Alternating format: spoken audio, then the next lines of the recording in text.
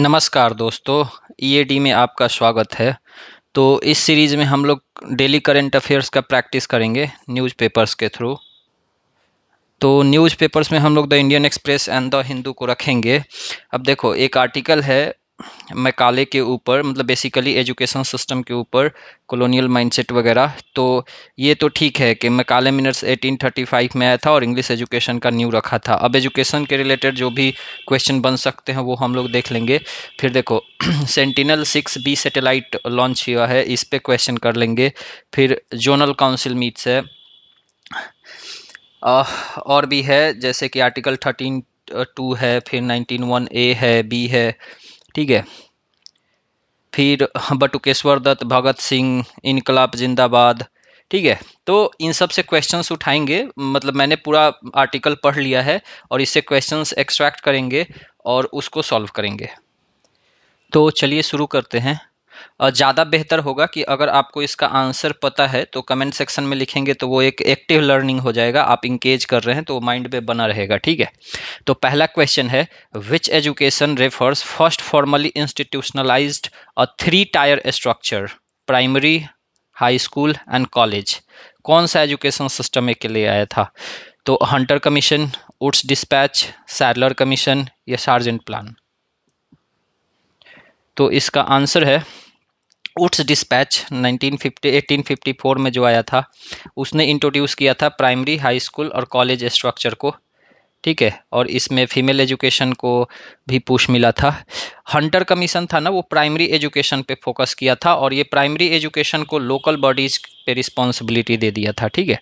Sadler commission था, उसका focus secondary education पे था और यूनिवर्सिटी को सेपरेट करना चाहता था इंटरमीडिएट स्टडीज से, ठीक है।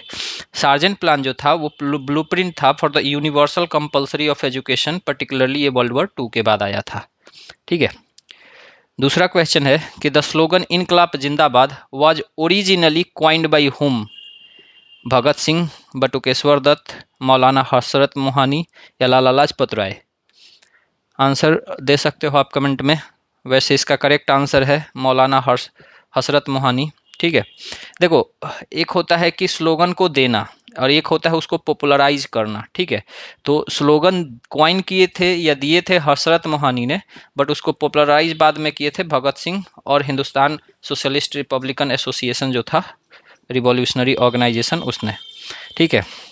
भगत सिंह इसको वाइडली यूज किए थे। दत्त, जो बटुकेश्वर दत्त भी थे, वो भी असेंबली में इसको शॉर्ट किए, मतलब नारा लगाए थे। लाला लाजपत राय जो थे वो प्रोटेस्ट मूवमेंट से एसोसिएटेड थे, उन्होंने स्लोगन का ये स्लोगन नहीं दिया था, ठीक है।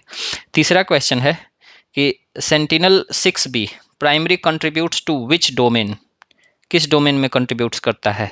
Ionospheric storms affecting telecom, sea level monitoring and ocean circulation, mapping tectonic plates, polar ice sheet melting via seismic imaging.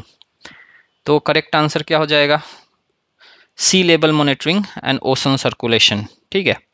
तो ये सेंटिनल 6B जो है वो sea level, ocean surface height and climate tracking को मॉनिटर करेगा, ठीक है। Ionosphere क्या है? मॉनिटर्ड विया स्पेस वेदर ऑब्जर्वेशंस, नॉट सेनिटल, ठीक है। Tectonics, seismic plus GPS based project से, जैसे इंडिया का है IRIS। आइसिट मेल्टिंग, ये क्रायोसट सैट इसको मॉनिटर करता है, आइस सैट वगैरह। ये सेंटिनल 6B नहीं करता है, ठीक है। अब देखो, आपको फिर से प्रूफ के लिए ये सब क्वेश्चंस दिखा देता हूँ न्यूज़पेपर में। देखो यहाँ पे, sentinel 6B new satellite observation, ये क्या करेगा? Will measure the rising sea levels and its impact on planet. तो क्वेश्चंस यहीं से एक्सट्रैक्ट किए गए हैं, ठीक है। अब एक ये आर्टिकल था आरपीए और SIR ECI का, इलेक्शन कमीशन ऑफ इंडिया का जो स्पेशल इंटेंसिव रिवीजन चल रहा है, उसके ऊपर आर्टिकल था, उससे मैंने क्वेश्चन एक्सट्रैक्ट किया।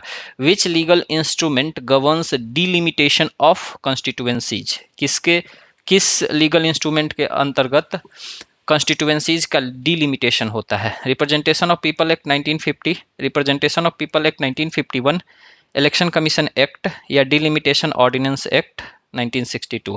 आंसर क्या है?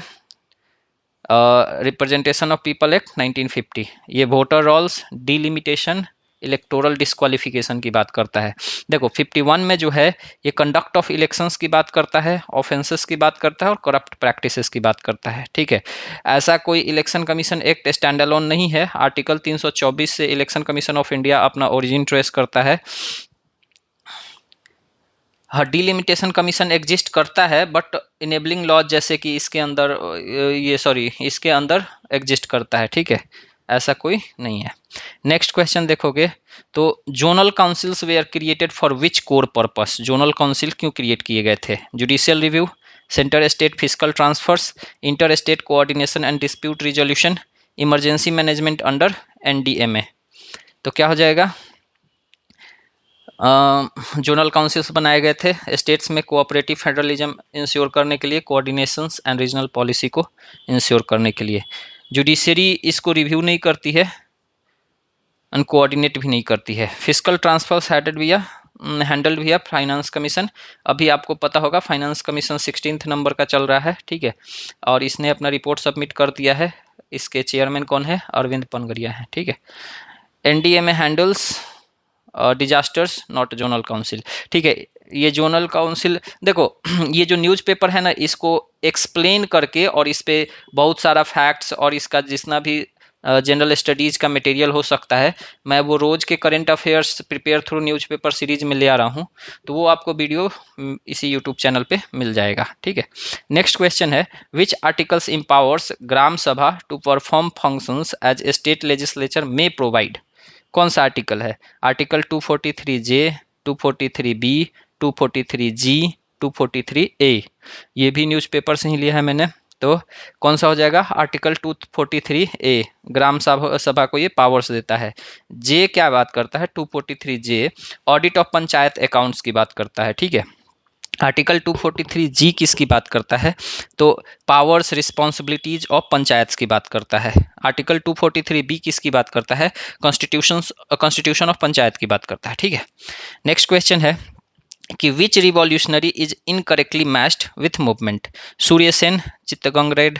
ध्यान देना यहाँ वर्ड है incorrectly. Rajguru, Saunders association, Jatin Das, hunger strike Lahore, Alluri Sitaraman Raju, Tebhaga movement. ठीक है, तो कौन सा हो जाएगा? अल्लूरी सीतारामन राजू। ये बहुत फेमस ट्राइबल मूवमेंट को लीड किए थे, ये रंपा रिवेलियन। ठीक है, तेभागा नहीं। Surya Sen lead चित्तगंग army. ठीक है, Rajguru, Saunders shooting, Jatin Das, hunger strike. Date क्या, ईयर कौन सा था? 1929 में। ठीक है, अब एक न्यूरो टेक्नोलॉजी के ऊपर था आर्टिकल कि डीप ब्रेन स्टिमुलेशन, डीबीएस जिसको कहते हैं, best described as non invasive neuro stimulation, surgical implantation of electrodes for neural modulation, optical laser based neuron editing या brain wave based communication device. ये DBS क्या है? तो सही आंसर क्या है इसका? डीबीएस क्या है? Invasive electrodes for Parkinson epilepsy है। ठीक है, याद रखना है इसको, invasive electrodes for Parkinson's epilepsy. Non invasive क्या होता है? लेजर स्टिमुलेशन ऑप्टोजेनेटिक्स में यूज होता है। और ब्रेनवेव डिवाइस जो है, तो ये बेसिकली ब्रेन कंप्यूटर इंटरफेस होता है। इसमें जो टीएमएस है क्या है? ट्रांसक्रैनियल मैग्नेटिक स्टिमुलेशन होता है। जो टीडीसीएस है वो ट्रांसक्रैनियल डायरेक्ट करंट स्टिमुलेशन होता है। ठीक है, ये सब नॉन इन्वेसिव है। तो ठीक है, नेक्स्ट क्वेश्चन है brain computer interface primary focus on, किस पे फोकस करता है? Chemical neurotransmitter enhancement, decoding neuron signals for external device control, mapping protein misfolding in dementia, cognitive behavioural therapy circuits. किस पे फोकस करता है? तो decoding neuron signals for external device control. ठीक है, ये जो ब्रेन कंप्यूटर इंटरफेसेस होते हैं वो क्या करते हैं? रीड एंड ट्रांसलेट करते हैं न्यूरॉन सिग्नल को। फिर न्यूरोकेमिस्ट्री जो होता है फार्माको न्यूरो को स्टडी करता है। फिर डिमेंटिया मैपिंग क्या है? न्यूरोसाइंस एंड मॉलिक्यूलर बायो है। थेरेपी सर्किट्स साइकोलॉजी के लिए यूज होता है, ना कि BCI के लिए, ब्रेन कंप्यूटर इंटरफेस के लिए। नेक्स्ट क्वेश्चन क्या है, which institution leads India's core brain mapping research. ठीक है, ये कौन कर रहा है, तो IIT मांडी कर रहा है क्या, NIMHNS अलोन कर रहा है क्या, DBT national brain research centre कर रहा है क्या, तो यही कर रहा है। इसरो का न्यूरो डिवीजन नहीं, तो सी हो जाएगा, DBT NBRC national brain research centre, national hub for brain mapping plus AI neurology. NIMHNS है जो, ये क्लिनिकल न्यूरो प्लस साइकेट्री को मेजर करता है, ना कि नेशनल मैपिंग हब है ये। IITs work on BCI brain computer interface, फिर प्रोएस्थेटिक्स बट नॉट एपेक्स नॉड, और इसरो का इसका कोई डिवीजन नहीं है।